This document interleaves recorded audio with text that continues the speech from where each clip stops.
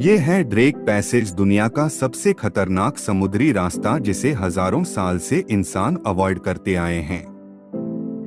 बहुत से लोगों के ख्याल में पनामा कनाल बनाने का मेन पर्पस यह था कि अमेरिका की ईस्टर्न कोस्ट को छोटे रूट से साउथ अमेरिका और बाकी दुनिया से कनेक्ट किया जा सके, और यह बात ठीक भी है, मगर यह कैनाल बनाने की सिर्फ यही एक वजह नहीं थी। पनामा कनाल बनाने की एक और बहुत बड़ी वजह यह भी थी कि सारे समुद्री जहाज अंटार्कटिका और केप हॉर्न के दरमियान इस 620 मील के एरिया को अवॉइड करना चाहते थे। ये वो पॉइंट है जहां पैसिफिक, अटलांटिक और सदर्न ओशन आपस में मिलते हैं। लेकिन इस एरिया को ड्रेक पैसेज क्यों कहते हैं, और आखिर यहाँ पर ऐसा होता क्या है जिसकी वजह से आज भी यहाँ से गुजरना मौत के मुंह से गुजरने जैसा है? यह जवाब जानने के लिए हमें जाना पड़ेगा 15वीं सदी में, जब फ्रांसिस ड्रेक नाम का एक समुद्री डाकू पूरे अटलांटिक ओशन में खौफ की पहचान बना हुआ था। ये वो टाइम था जब ब्रिटिश और स्पेनिश अंपायर्स दुनिया का कंट्रोल लेने की कोशिश में थे। फ्रांसिस कोई आम पायरेट नहीं था, बल्कि उसे ब्रिटिश एम्पायर की डायरेक्ट सपोर्ट हासिल थी, और इसी सपोर्ट पर वो ब्रिटिश एम्पायर के लिए अफ्रीकन शहरों पर अटैक करता, उन्हें लूटता और उनके लोगों को गुलाम बनाकर ब्रिटेन ले जाता। ब्रिटिश एम्पायर फ्रांसिस से बहुत खुश थी, और इसीलिए उसने फैसला किया कि साउथ अमेरिका में स्पेनिश एम्पायर के कंट्रोल को तोड़ने के लिए फ्रांसिस को भेजा जाए। प्लान यह था कि फ्रांसिस साउथ अमेरिका की ईस्टर्न कोस्ट लाइन पर मौजूद शहरों और गांव को कंकर करता हुआ स्ट्रेट ऑफ मैगलन में घुसेगा, और फिर साउथ अमेरिका की वेस्टर्न कोस्ट लाइन पर मौजूद विलेजेस को अटैक करके ब्रिटिश कंट्रोल में शामिल करता जाएगा। इस दौरान वह जितने भी शहरों को लूटना चाहे लूट सकता है। ब्रिटिश एम्पायर का सिर्फ इंटरेस्ट यह था कि साउथ अमेरिका के सारी कोस्टलाइन ब्रिटिश के कंट्रोल में आ जाए। ड्रेक दिसंबर 1577 में 200 लोगों के साथ 5 शिप्स पर इस सफर पर निकला। अप्रैल में वो अर्जेंटीना तक पहुंचा ही था कि उसके लोगों में फूट पड़ गई, और ड्रेक ने यह फूट डालने वाले अपने तकरीबन 40 साथियों को अर्जेंटीना में फांसी दे दी, और अपनी 2 शिप्स को वहीं छोड़ के बाकी 3 शिप्स पर अपना सफर फिर से कंटिन्यू किया। ये स्ट्रेट क्रॉस करके पैसिफिक ओशन में पहुंचा ही था कि जबरदस्त तूफान आ गया, और ये तीनों शिप्स एक दूसरे से बिछड़ गई।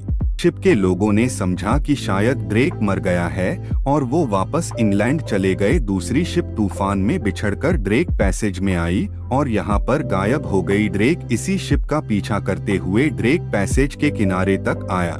यहाँ पर समुंदर के तेवर देखकर वह समझ गया कि आगे जाने का मतलब सिर्फ मौत है। उस जमाने में कोई नहीं जानता था कि इस पॉइंट से आगे क्या है, क्योंकि उस वक्त आज की तरह का वर्ल्ड मैप नहीं बनाया गया था।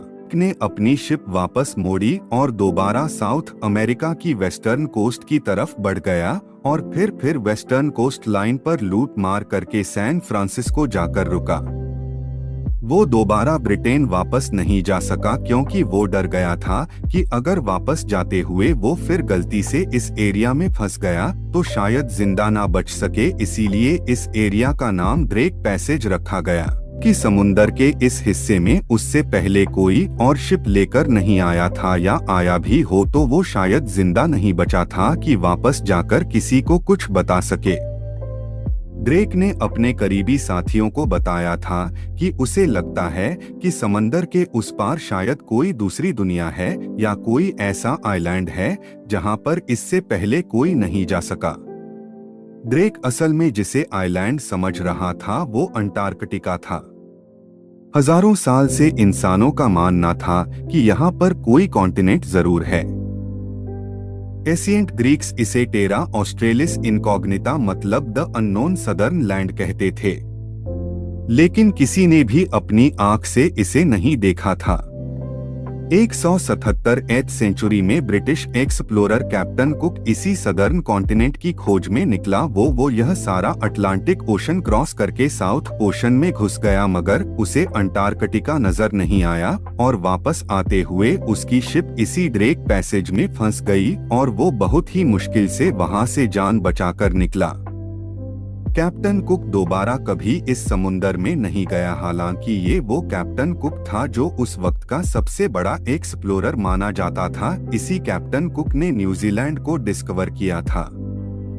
कैप्टन कुक ने अपने जर्नल में लिखा था कि इस सदर्न कॉन्टिनेंट को डिस्कवर करने का रिस्क इतना बड़ा है कि शायद ही कोई इंसान इधर तक आए जहां तक मैं आया हूं। अब यहां पर आपके जहन में सवाल होगा कि आखिर यह ड्रेक पैसेज इतना डेंजरस क्यों है।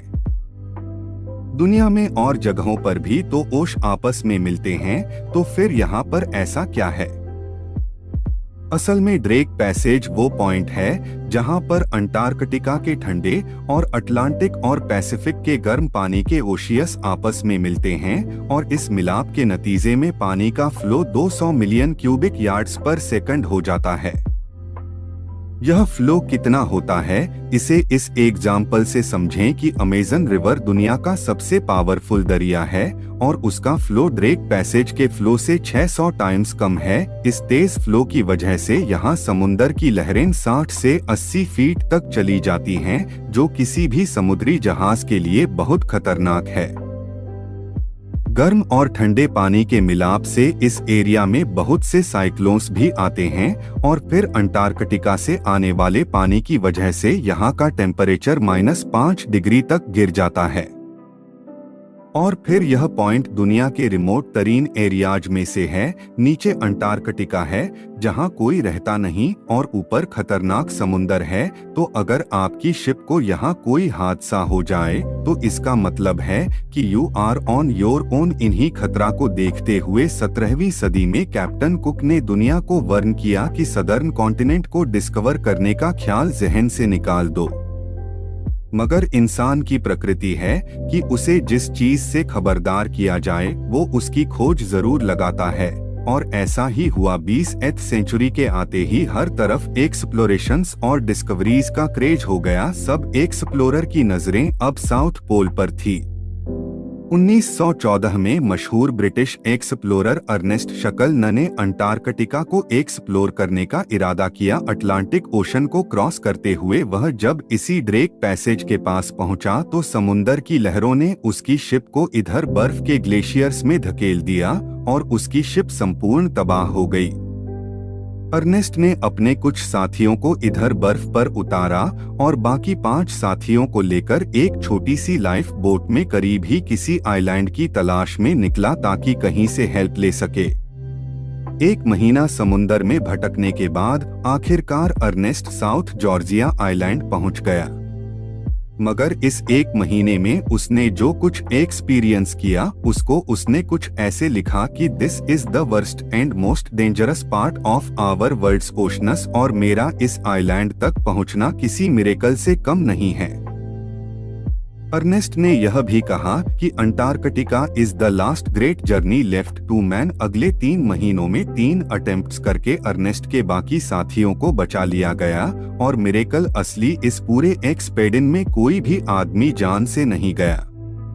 इसी तरह अप्रैल 2012 में एक ब्राजीलियन बिजनेसमैन ज्वा लारा अपनी लग्जरी क्रूज शिप पर 4 लोगों के साथ एक डॉक्यूमेंट्री फिल्म करने के लिए यहां से गुजर रहा था कि अचानक यहां तूफान आ गया और 100 फीट ऊंची लहरों ने इस शिप को उठाकर अंटार्कटिका की बर्फ में फेंक दिया।